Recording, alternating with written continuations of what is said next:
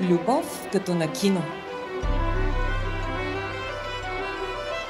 Така нарекох приказката на Дени и Валери.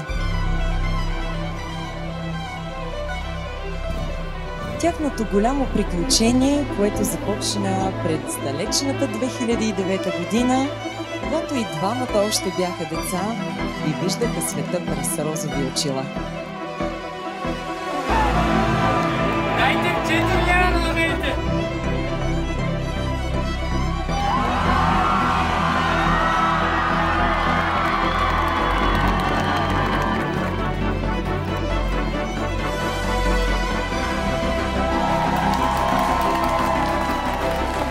Виж ни сега, ми каза преди няколко дни. Гледа ми в този момент и сърцето ми блести, защото няма нещо по-важно за мен, освен аз и ти. И обещавам аз да съм до теб завинаги.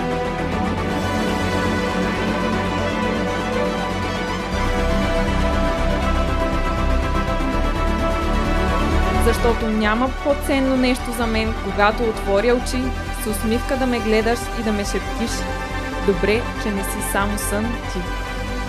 Обичам те. Ти амо, ми амор. Благодаря ти, че избра да прекараш живота си заедно с мен.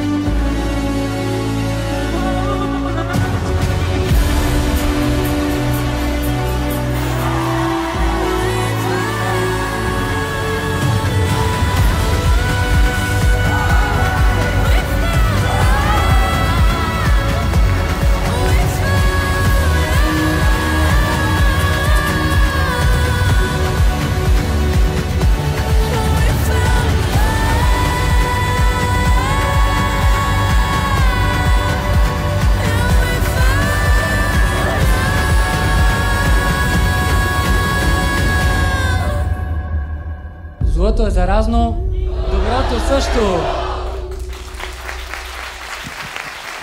Muchísimas gracias a todos. Благодаря ви много на всички.